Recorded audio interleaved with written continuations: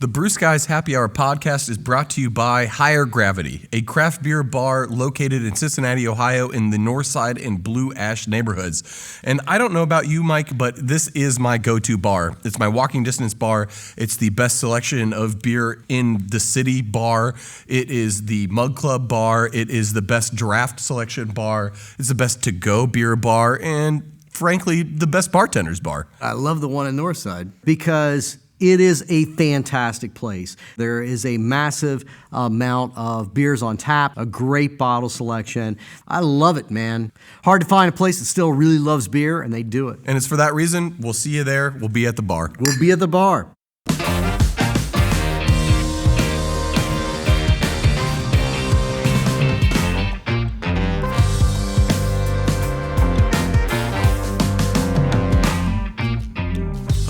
Hello, welcome to episode 2 of the Brew Skies Happy Hour podcast.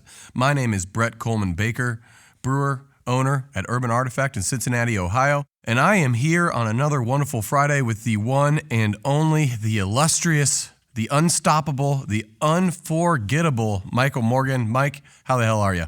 I'm notorious and fantastic. Happy hour, Brett. I'm glad to be here drinking a beer with you. Yeah, cheers to that. So this is the second episode, as you mentioned, and in the first episode, we kind of laid out what we're doing, which is going back and looking at the history of craft beer in the United States. Where did it come from? Why? What does it tell us about ourselves as a country in a broader sense? So if you haven't listened to that episode and you want the full setup, go back and listen to episode 1. I'm not going to repeat all of it for you, people.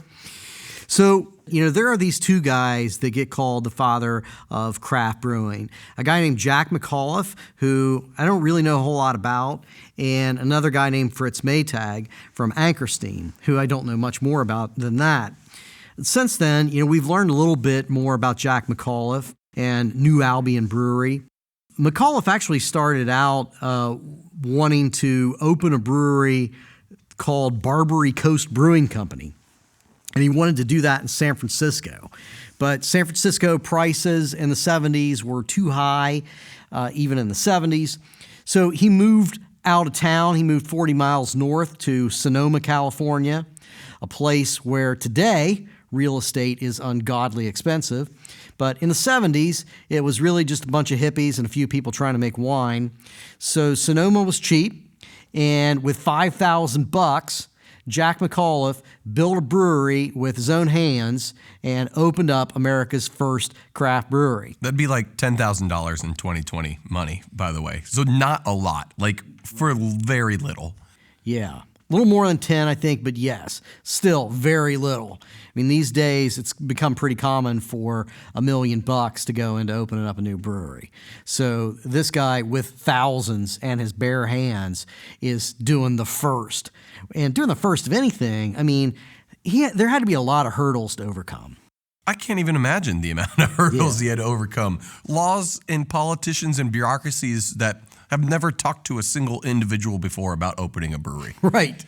Yeah. You want to do this thing try to do a thing that people do all the time and explain that to your local government official. It's a pain in the ass. Try explaining I want to do this thing that there's no template for. That's got to be a great story. So I'm anxious to get into it and learn more about it. So we did reach out to Jack McAuliffe, and unfortunately he isn't doing interviews anymore, but luckily for us, we were able to get a hold of his daughter, Renee DeLuca, who is carrying on his legacy, knows the story, and surprisingly agreed to talk to us. I'm excited to say, Renee, welcome to the show. We're excited to have this opportunity to chat. Thank you for having me on. Renee, you have a extremely storied history within craft beer, probably the most famous history in craft beer and lineage. And I mean, there's just so much. I don't even know where to begin. So maybe you've given this the intro spiel before. So why don't you kick it off and tell us a little bit about yourself and I don't know how you're in this whole beer thing. So I am the daughter of Jack McAuliffe. Jack is known as the father of craft beer in the United States. He had the very first post-prohibition microbrewery in the United States. He opened in Sonoma, California in 1976. And yes, Anchor Steam existed, because people will say, what about Anchor Steam and Fritz Maytag and all that? Fritz took an operating brewery, and it did live through prohibition by making ice cream and doing the other things that brewers did during that time. But Jack revitalized the craft beer scene by starting New Albion from scratch, tiny little barrel and a half operation in Northern California in 76. This story is fascinating in a bunch of different ways. So I'd like to back up to your kind of beginnings. Jack McAuliffe is your father, but you didn't know that for a big part of your life. Yeah, I didn't grow up with Jack. I'm a reunited adoptee. I was born into this world because someone thought a co-ed boarding school was a great idea, and thank you to whoever thought that. So he met my birth mom, Linda, when they went to a little school in Pennsylvania, or just on the PA-Maryland border, called West Nottingham Academy. Jack and Linda were two super smart human beings who got kicked out of a bunch of schools. So Jack left West Nottingham at graduation, and Linda went back home. So think about a boarding school. It's not like your high school where everyone knows each other. You all live in the same town. You go back to wherever you're from, and it's not necessarily the same town. So Jack and Linda had their little fling at the end of senior year. So when she left school after graduation, she didn't realize she was pregnant until she was home. Jack had gone for a short period into college in Michigan, and then joined the Navy. And she told her parents that she was expecting, and they did what you did back in the day, which was you went to visit your aunt. So she was in a home for unwed mothers. And that's where I was born. And then the lovely Nuns of Catholic Charities adopted me away to my fabulous parents, Bob and Mary Ann. So I had a wonderful upbringing, but didn't reconnect with Linda until I was 30 years old. And she shared a West Nottingham yearbook with me and said, Jack's your birth dad, but he doesn't know you exist. Wow. So that was a little challenge, but we did reconnect, and that's a whole nother story. But we bonded over the beer. And when I found Jack, I found out that he was known for craft beer. And my first words were, I always knew beer was in my blood. What year was that when you found him? Around 2000, 2001. Growing up, and I've known several people that have grown up adopted or otherwise not had birth parents in their life. And the response to that can be very, very different. Some people say, screw those people. I don't want anything to do with them. And a lot of other people, have a real desire throughout childhood to find those people, not because it's an insult to great adoptive parents, but it's a real natural curiosity. Oh, sure. It's any human's desire to know your own story, where you came from and why you exist. I mean, it's the big question, right? So in my career over time, I've been a news reporter. And so, yes, I have a certain level of curiosity about things and about my own story. So I always knew I wanted to find my birth parents someday. I mean, and again, that's not to say I didn't have wonderful parents. I absolutely did. I just happen to have 4 parents, and they're all great in their own way. And I'm glad that, the people that created me, and I'm really glad the people that raised me raised me. So it all worked out. What was it like the first time you met Jack? And at this point in time, did you know his history with the brewery? Yeah, I learned a lot about the history of New Albion before I met him. And my Aunt Kathy, his sister, filled me in on quite a bit of it. She was actually the person I ended up connecting with first. And Kathy and Jack and their father, John McAuliffe, who was in his 80s at the time, he went on to live to be 97. I was at his 90th and 95th birthday parties, my grandfather, which was really cool. They were all living in the San Antonio area, and I was in Ohio. And so I went to visit, and I stayed with my Aunt Kathy, and we went to Jack's place. He had this little rustic is being generous, cabin on the Medina River just outside of San Antonio. and he was having a barbecue for us as our introduction. And he was nervous, I could tell. By the way, I'm his only child. At the age of 21, Jack had a vasectomy because he knew he didn't want children.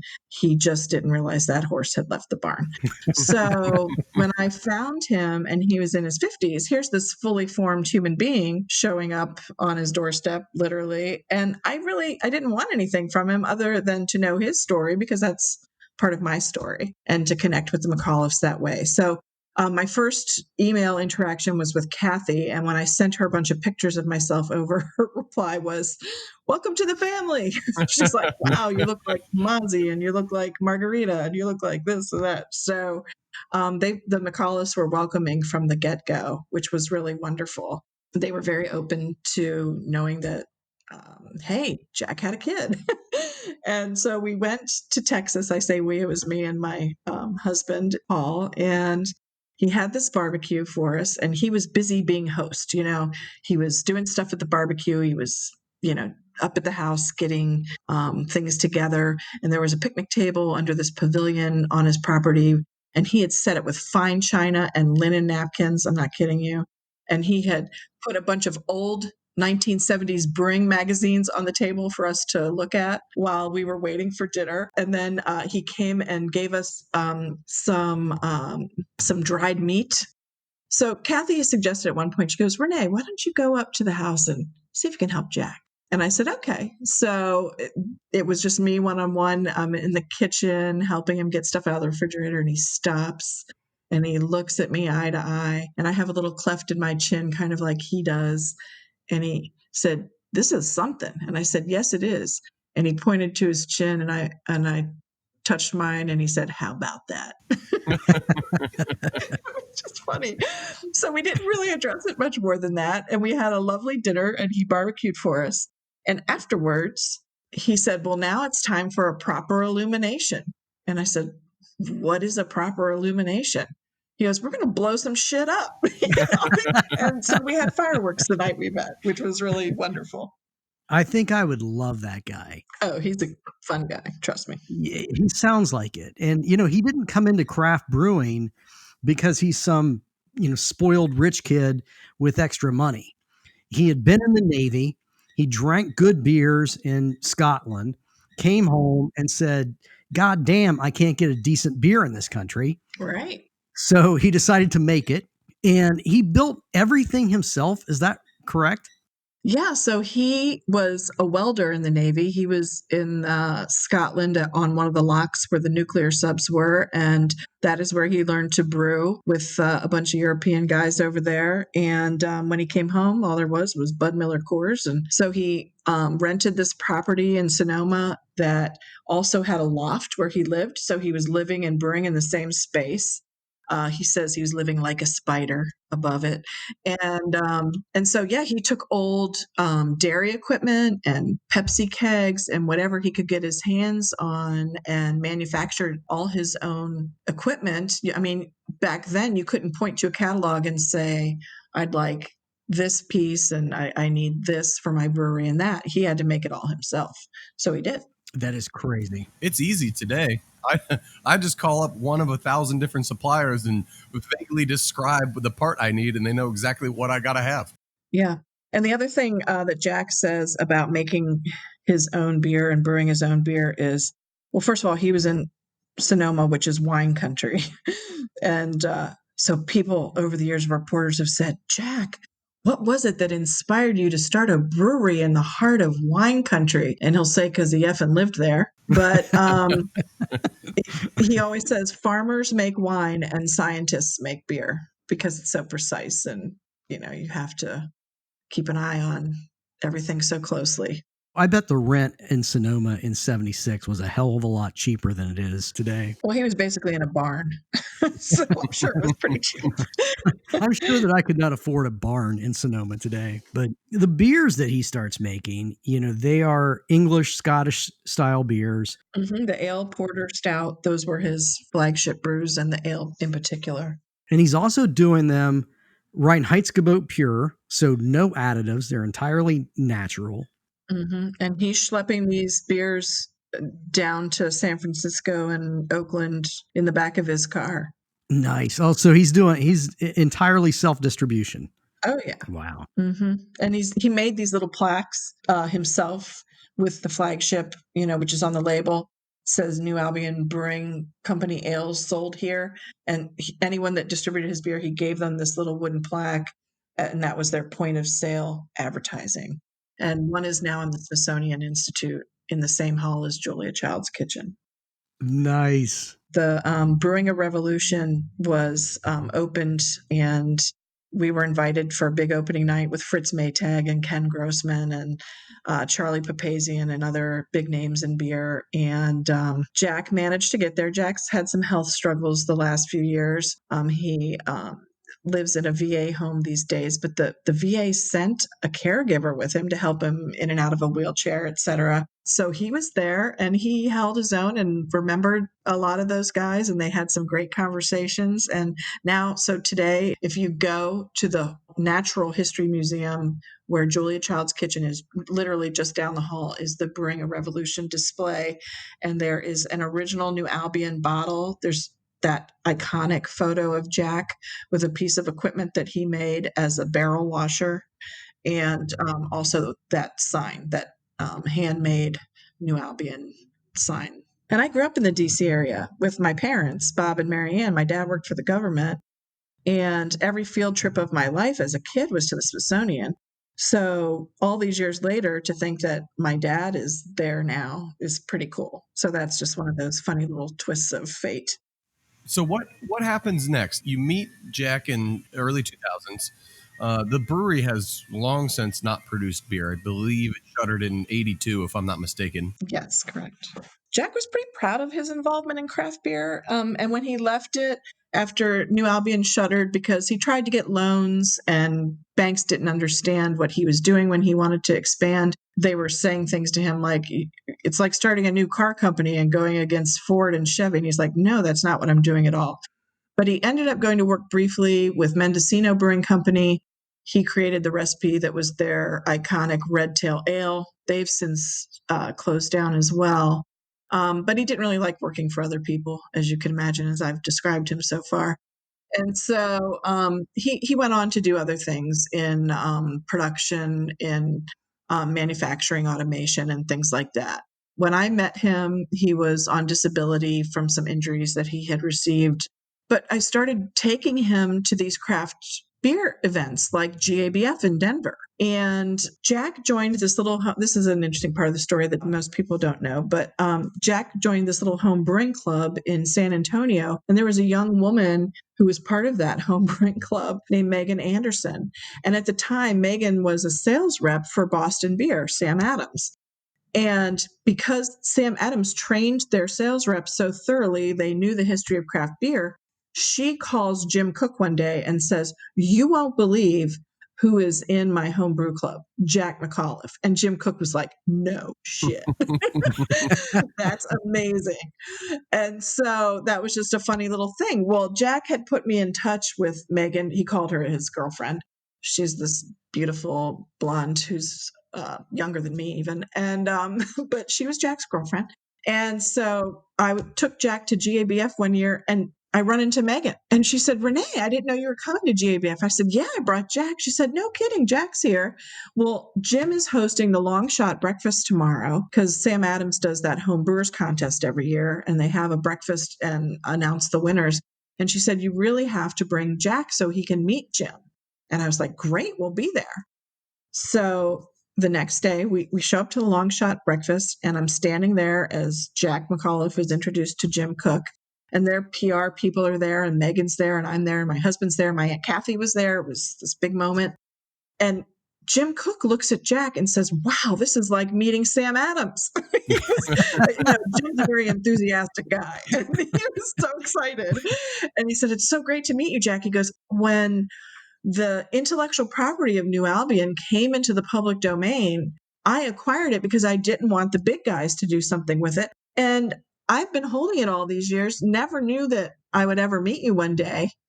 but I'd love for you to come to the brewery and rebrew one of your original recipes with us in Boston, and we'll release it around the country and we'll educate people about craft beer. And we were like, yes. And I'm crying, and the PR woman's crying, and Jack's like, okay, that sounds good. I was like, are you kidding me? Jim Cook has held this all this time. So we did. The following year, we went to Boston. I went with Jack, and I got to be a fly on the wall and listen to those two talk about the roots of craft beer. And it was amazing. So that was in 2012. And Boston Beer released their version of New Albion Pale Ale in the early part of 2013. And Jack went on a little tour with Jim around the country talking about it. And actually, in that following GABF, Jim and Jack gave a little talk, and it was pretty wonderful. And so the other part of the story, he said, Jack, I've really just been holding this for you. I never knew I'd meet you, but it doesn't belong to me. If you want this all back, I can have it transferred over to your name. And Jack said, sure. And Jack said to me, Renee, would you want to do something with this? And I was like, well, heck yeah, I'd like to do something with it. I don't know what yet, but sure, let's form a little LLC. So I formed a little Brewer's Daughter LLC, and Jack got the intellectual property from Jim and transferred it to me. So I'm now the president and owner of New Albion in name. And the other thing that Jim Cook did that was amazing was he said, Jack, a lot of us made a lot of money on your great idea. You were a little ahead of your time. And he wrote a 6-figure check to Jack as a thank you and said, Wow. and that cabin that he was living in that really wasn't much of a house, he got to build a lovely home kind of off the grid, because that's how Jack is, on my aunt's property, which was in Arkansas. So she had bought some property there and cut off a little corner of it and gave that to Jack, where he built his own place, where he lived for a number of years until he so about the last 10 years he's lived there, and now he's in the VA home. It's not a big medical center, but it's a woman that gets paid by the VA to take care of these veterans who have health issues. So that's where he's living now, just down the road from his place. But Jim literally gave him money that allowed him to Changed his life. changed his life. And so to kind of back up through this series of highly unlikely events, you grow up with fantastic adoptive parents. mhm. You have no idea who your dad is. When you're 30 years old, you not only find your birth father, you turn out to be the one woman in the history of the world whose birth father is the father, also the father of American craft beer. Yeah, kind of crazy. And so you then, kind of by happenstance, go to Great American Beer Fest and run into Jim Cook. Because of Megan and this home brewers club that Jack was in. Because your dad joined a home brewers club, which also cracks me up. I mean, it's like Cormac McCarthy, joining a local writers club or some shit like that. So by happenstance, you meet Jim Cook, and neither of you know that Jim Cook back in the 80s actually purchased all of the intellectual property of New Albion. Yep. And rather than use that for some sort of significant financial gain, he says, here is your intellectual property back. Here's your company back. And here's a big check to go with it while I'm at it. That was based on the sales of the New Albion that Boston Beer brewed that year, which was so sweet of him. I don't know that anybody's going to top that story in the history of beer, really. Yeah, I've got a book to write. Yeah, absolutely you do. So, in college, of course, before I knew Jack or met my birth mom or any of that, I drank crappy beer like everybody else, at parties and things like that. But I was working in the media in Cleveland in 1988 when Great Lakes Brewing Company opened their doors, the Conway brothers. And so I start drinking Dortmunder, and I never go back, right? I'm like, oh, this is fantastic. I love this good beer. And so I was very early to craft beer when it came along in the region where I lived. And I had the great pleasure when Boston Beer released New Albion Ale around the country. We did a couple parties here in Cleveland, and one was at the Winking Lizard up here. So Jack came into town for that. And I got to take him for a beer at Great Lakes and sit down next to him and Pat while they talked about, craft beer back in the day. 2 Irishmen, McAuliffe and Conway. It was fantastic. So I got to introduce him to Pat, which was so fun. And I've had the chance to, reintroduce him to Fritz Maytag. The California Brewers Association, just a couple of years ago, awarded, Medal of Excellence to Ken Grossman, Fritz Maytag, and Jack. And I got to take Jack to that. So everyone's been great, and they really appreciate my father and his history. And I think Jack feels appreciated now. I think one of the reasons he got out of beer was he felt like no one understood what he was trying to do.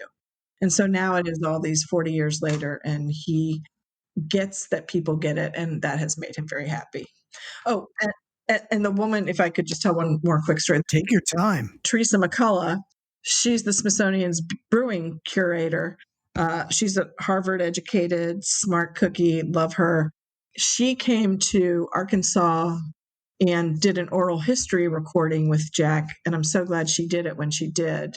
His memory has started to fail a little bit. And I got to be there for that. And so she was at the event in November. And so they had a panel on the stage that Teresa moderated with Fritz and Ken and Charlie. And Jack was in the audience. I was sitting next to him in the front row, and he was listening to everything. And they gave me the mic and they said, Renee, do you want to say a few words for your dad? And I said, well, Jack, we're all very excited about this exhibit and your place in it. And I'm really only here because of you. And Jack took the mic and he said, I think you all are.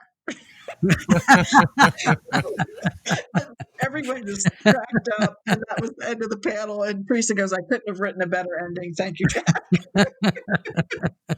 So he still has it.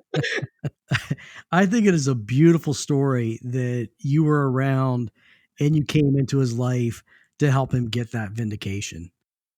Yeah, what are the odds? I mean, seriously, it's, everyone, it's kind of like that childhood fantasy when you're in your teens and you find out, I'm going solely off of television shows and cartoons. Like, people who are adopted, like, often, or you might, fantasize about, what if I'm, royalty or this famous person's my father or mother. Like, you don't know, but felon and alcoholic is usually much more common. Right. Hey, I didn't know my dad was beer famous. I mean, I just didn't. I think I was fantasizing more along the lines of maybe Jack Kennedy is my father because it was in DC. The timing might have been about right. But no, it's Jack McAuliffe, and that suits me just fine. It is a fun story. And I did get Jack on the phone with my birth mom at one point. They hadn't spoken in 30 plus years, and they picked up like right where they left off. So that was fun to do too on the family side of it. So to back up a minute, I want to get a little bit more into this banking story to the extent that you know it. Because, you look back, 76, it's a crazy thing that Jack is doing. He's building all of his own equipment. He's doing all of his own self-distribution. And I read this fantastic quote from him where he said that he didn't put any money into marketing because if you put money into your beer, then you don't need to put any money into advertising. Which is a very nice, quaint thing. I've since re-educated him. Don't worry. Yeah, right. Yeah, I respect the hell out of that sentiment, but it's not doesn't really jive with reality. But still, when you hit the early 80s, I mean, Michael Jackson is saying that he is making some of the best beer in the United States. By the way, Michael Jackson, given the time frame, is not the pop singer Michael Jackson. It's the king of beer, Michael Jackson, the British beer writing historian, Michael Jackson. Who I don't think could sing at all. No, I don't think. Yeah. I don't think. Still had one glove, I'm pretty sure. It's a drinking glove. Yeah, in beer circles, that Michael Jackson is every bit as famous as the one with the chimpanzee. By all accounts, he created modern beer styles as we know them, or at least wrote them down and dictated them. And the guy was able to describe beers like hasn't been written down and described before him in modern times. So yes, Michael Jackson is extremely famous within beer for the groundwork he laid. He did not sing a lick. Michael Jackson is saying that he is making sort of best beer in the United States. And nevertheless, right after that, he goes out of business. Yeah. What happened? Well, basically, he needed money to expand his operation. I mean, he was really only able to make a barrel and a half a week, very little. He got so much attention for it. I mean, I still have the articles that my grandfather had saved. He was in Newsweek magazine. He was in the New York Times. He was in the San Francisco Chronicle. He was in Food and Wine magazine. People profiled him around the country. So here's the funny thing. My parents got the Washington Post, and there was an article in the Washington Post in 1976 that landed on my family doorstep about Jack. Did I know that was my birth father? No, but just another one of those little points of irony. But yeah, he got all this attention, but the banks just wouldn't fund him. And I'm assuming, I don't know for sure, he couldn't find private people to finance him either. So he thought, okay, I'm going to close the doors and I'll go work for this other operation, which was Mendocino Brewing Company, which was in business for 30 some years, quite a long time. And in fact, Mendocino Brewing Company had the very first brew pub where you could get food with your beer, and changed the law in California that allowed beer to be served with food. Now think about that today. I mean, it was one of the first laws in the country that allowed food and beer to be served together. Can you imagine having a place where you can just buy beer? I mean, it makes no sense, but there was actually a resolution in the California State House, and this is one of the things they talked about at that event in Sacramento. I took Jack a couple of years ago, that he physically changed that you can have a brew pub with food and beer together. But yeah, he was just very ahead of his time. But one of the people that came up and bothered him, quote unquote, bothered him a lot while he was there was this kid named Ken Grossman, who was 16. And Ken writes about it in his book, about meeting Jack and helping him out at New Albion and kind of learning the ropes a little bit. He had his own interest in beer, obviously. And, if you taste a Sierra Nevada pale ale today, it's the Cascade hops, the 2-row malt. It's pretty much what a New Albion pale ale was, that same flavor. So he stole his goddamn beer. Well, I won't say that outright, because I'll tell you, Ken has paid tribute to Jack along the way too, certainly. On the 30th anniversary of Sierra Nevada, they did a series of special beers that they released every quarter. And so there was Fritz and Ken's Ale, and there was Jack and Ken's Ale, and they based it on the barley wine recipe that Jack used to brew for these. He had these annual summer solstice parties, and he would brew with Don Barkley, his head brewer, this barley wine that just knocked everybody on their ass, right? So that's what they decided to recreate for the Sierra Nevada 30th anniversary. And there was a label that included information about Jack. So Ken has definitely paid tribute to Jack over the years as well. Just funny name for the beer back in the day. They didn't just call it the barley wine. They called it Old Toe Sucker. And when I ask, gee, why did they call it that? They all just laugh and go, we're not at liberty to tell that story. So I think it goes to those summer solstice parties. I won't. Someone was sucking some toes. Apparently. You need to make sure you get that story in the book. Oh, yes, definitely. What I think is really interesting is that it's what it seems like from the tone and the words you've been using, is that neither you nor Jack have any resentment at being not, I guess, as successful as Sierra Nevada or Sam Adams at this current time, even though, like, from my point of view, if I was in that position and then come late 80s into the 90s, I'd be like, motherfuckers, I was telling you in the 70s, like, this is coming, and y'all didn't listen to me, and you were just a little bit too early. That would drive me crazy. I won't say Jack never said that. but maybe in those exact words. But that's, not. Hey, look, we are very happy that Jack came along and that he has his place in history. And I'm always happy to tell the tale. And would it have been nice to find my dad and find out that he's a billionaire with a B? Sure, that would have been great. But no, this is all good. So It has been an absolute blast. I have been looking forward to this from the moment that Dan was able to get a hold of you and you agreed to talk with us. And I'm going to be riding this high for the next 5 days, at least until I'm hungover on Monday. So Renee, thank you so much. It has been an absolute pleasure. We loved having you on the Brew Skies Happy Hour. Absolutely. Cheers, guys. I really appreciate it. Cheers to Jack for being the man, and cheers to you, Renee, for keeping that story alive and being a fantastic daughter. Oh, thank you. If you've enjoyed listening to the Brew Skies Happy Hour podcast, please subscribe and like our show on whatever streaming service you use, whether that be Spotify, Apple, or YouTube Music, or any of the other ones that are available. We would greatly appreciate it, and it goes a long way towards us being able to continue to produce this great content. Man, that was one hell of a beer fairy tale, Brett.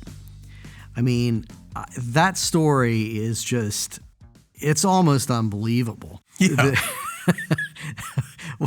On every level. I mean, both Jack McAuliffe as well as Renee's story and finding him, and the fact that, you know, he embraces having this daughter that he never knew existed. It's just, and then you get into that part about Jim Koch giving him back his intellectual property and brewing this beer for him. Man, I have always heard that Jim Koch is a good guy, but I really hope we get a chance to talk to him, because I got to be honest, I damn near teared up a little bit there. You know? I mean, that's just a really, really nice story. Yeah, it really is, especially considering Jim Koch's a billionaire and like what, I mean, granted, he had no reason to keep that IP, but to give it back in the way he did and not looking to turn it into a thing for his own personal benefit is, right. It's really cool. And it was really cool to see and hear how Jack brought this craft beer movement from the English homebrewing movement right. to our country and really kicked it off and like, look, I'm tired of drinking this watered down crap. Let's get some really good beer, some real ales up in this country, up in here. And I think people are going to take to it. And, you know, he had a hell of a hill to climb doing that. I can't even imagine having to go down to your local government and be like, I'm opening a brewery. And they're like, a what? A what now? What do you mean brewery? What's a brewery? Like, we got one of those. Are you the Anheuser or the Busch? Yeah. And then you go to the state and you're like, I'm opening a brewery. And they're like, a what? No, you're not. Well, how are you going to pay taxes? Like, what are you going to do? We don't even have a form. You go to the TTB, who's basically in the pocket, the federal level of these big breweries at that point in time too. And they're like, what the hell are we going to do with you? We didn't got time for this. It was hostile, to say the least. It was extremely hostile. And then you talk about trying to find equipment. For me, it's easy now. I just go to one of hundreds of different brewery manufacturers anymore that focus on craft beer industry. And I get 4 different quotes, and I pit them against each other, and I get a great deal. That didn't happen. He went to these tank manufacturers and they're like, okay, do you want a 100,000 gallon tank or 200,000 gallon tank? And he's like, how's 100 gallons sound? You just get laughed out. And then you go to the bank. And we all know what fun banks are. Oh, God. You go to the bank and you're like, I got this idea for a brewery. And they're like, a what now? And get out. You get no money. They're like, good luck. How much money do you have in your pocket? Like, that's your startup capital, bud. Like for us, I went to a bank and they're like, oh, yeah, breweries, they're blowing up. How much money do you have? Okay, we can give you this much more money. Like, it was not hard. For a person who never even started a business before in his life, the bank was just like, here's $1 million. See you later. Because people were already doing well. Yes. I mean, bankers have zero vision ever. So you can walk into a bank with the greatest idea ever. If it hasn't been done before, they're going to kick you out of the bank. Well, they're paid to have bricks for brains. Right. Very strong and structured, but really bad about making anything besides bricks. Right. I guess this happening, I mean, you could say it was inevitable that someone was going to make craft beer happen in this country, but really, it wasn't. No. Like, beer was a monopoly. It was a monolith. You had three choices of beer back then. You had Coors, you had Budweiser, and you had Miller. And that was it. And that was considered good. I don't personally remember drinking beer in the 70s, but I actually am old enough that I remember a lot of my uncle's drunken friends drinking beer around me in the 70s. And it was all the same stuff. And I mean, a lot of those beers are still around today, so it's not like trying to imagine what beer was like in the 1800s. But all of your options were based predominantly on the difference in the label. I mean, the beers, there would have been some difference between Budweiser, Miller, and a whole bunch of regionals that were out there. But that difference is really kind of narrow in terms of your taste palette. It's all pretty much the same stuff. You're buying based off of brand equity, so to speak. What's the cool thing? What's going to make me fit in with my group of friends, or down at the pool hall or the bowling alley or with my frat bros? Yes, you're largely buying based off of not the taste. Yeah. And that started... It's nostalgia or local patriotism or whatever. And that's been going on since largely Prohibition ended. Granted, there was still a lot more variation from the 30s through the war era, but as soon as the war era was over, we saw the corporatization, the homogenization, and the light lagerization, if you will, of American beer. And those things were accelerating. By the time we're recently out of Prohibition, things start to reopen again. We quickly... Normalize, if you will. Normalize. We quickly ramp up to 750 breweries across the U.S. By the time you hit 1982, we were down to 46 of them.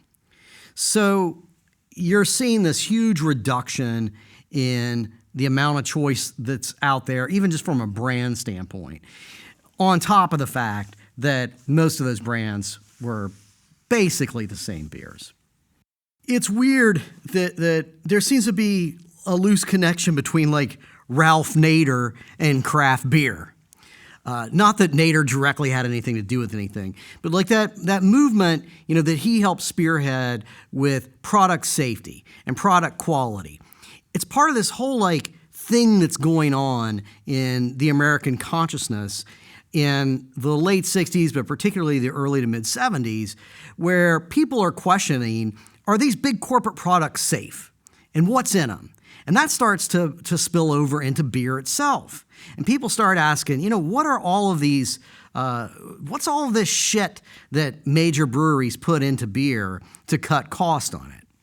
So it's not just that the beer's the same. There's also this it's part of this broader social question of what's in this huge corporate brand beer. So the timing really is kind of ripe. I don't think that we can look back and say that the craft beer movement was inevitable. It wasn't. And when we look at some of these early pioneers and the just temerity and the balls that some of these guys had to have, and actually, not to be sexist, because New Albion, we talk a lot about Jack McAuliffe, but he started out with two female partners. And one of them stuck around and was every bit as much about making New Albion, as far as I can tell, as McAuliffe was. What was her name? Her name was Susie something. I have to look it up. See? That's shitty. Her name was Susie something. And I could tell you Jack McAuliffe. But and for the things that I've read, she was the one. I mean, McAuliffe was definitely brilliant, and he built all of the stuff. But he also seems like he was just a really prickly dick. And she was the sane one. She was the one actually with greater business savvy to her. A lot of people say that same thing about Jim Cook. And I mean, I'm in the same boat as you. I forget her name. But she was with him from the beginning, still is, and was the one keeping the ship together while Jim was the expert marketer salesperson, but not the expert business person. Yeah, that aside, and I think that's its own conversation that we really kind of should maybe get into at some point. But Susie Stern was McAuliffe's partner's name. And there was a third that I'm not going to get all. I'm not going to beat myself for not remembering because she was. I think that was Jane something, maybe Jane Zimmerman, but she wasn't around for very long, I don't think. But Susie Stern was there. She was part of making that brewery what it was. So one of the things that blew me away from this story is this is not a scene where it's really inevitable that a lot of different people are trying to do this, and this guy happens to be the first that does it, right? I mean, a lot of things happen that way. That is not this story. This is a story of a guy who came back to the U.S. from England and with his bare hands built his own brewery. If he didn't know how to both brew beer and weld, and wasn't just astoundingly stubborn and tenacious, it wouldn't have happened. I mean, we would not have had New Albion. We would not have had this first American craft brewery. And it seems like after talking with Renee that some of these traits and skills and things that made him successful in being the first also were kind of the same skills and traits that were his undoing. His stubbornness, his unwavering desire to do it on his own with his own hands. It's not sustainable. Yeah. And stubborn and probably a bit of a perfectionist. That helps you get off the ground, but also keeps you there, I think. If you really look into the industry in your hometown, especially if you're a bigger town, you've probably seen a similar thing. We have a wonderful brewery, and I've never had New Albion beer, but I bet it just tasted wonderful. I bet you could taste everything of the passion of Jack's in that beer. And we had a brewery like that in Cincinnati, Blank Slate, who the owner, very similar, built it all by his hands, very stubborn, didn't want to take outside investment, and just it's going to be his way or nothing, and made some of the best beers I've ever had. Great beers. But it didn't last for, I think, a lot of the same reasons. Yeah. A victim of their own success. Right. Yeah, and own sort of control and perfectionism. Yeah. So it's a great story. It's kind of a sad story. I mean, there is this old saying that the pioneers get the arrows and the settlers get the land. And that certainly seems to be the case with Jack McAuliffe. I mean, this guy came in and took the arrows and broke new ground and really helped lead the way for other people like Ken Grossman. And today, Ken Grossman is a billionaire and Jack McAuliffe is not so much. But nevertheless, he's got his place in history. I'm glad that they inducted him into the Smithsonian, and I'm glad, we're here today talking about his history and what he did. Another thing that raises more questions for me than it answers is this English connection with Jack, right? I'd always really kind of thought of craft beer as a resurrection of what was going on with brewing in America pre-Prohibition. When you hear this story, that's not quite what was happening. I mean, Jack McAuliffe starts homebrewing in England because they had legalized homebrewing before, it was still illegal here in the United States. He develops his taste for beer in England. So America's pre-Prohibition brewing traditions had really become very dominated by Germans. And our big breweries post-Prohibition were all, German-based beer, and American beer is really this variation of classic German Pilsners. That's not what we see come out of this first craft brewery. This is like an extension of the British invasion. McAuliffe is an American, but McAuliffe is bringing these styles of beer and even this tradition of home brewing. He's importing it from England. We weren't even making ales at the time. Yeah. It is really fascinating, the corollary between early American 1700s and the brewing tradition then, and that revival that Jack brought with him, coincidentally, also from England. Yeah. Yeah. Rather than resurrecting what was going on in the 1910s, he's really kind of going back to what was going on in the 1700s, like you say. Yeah, I didn't expect that.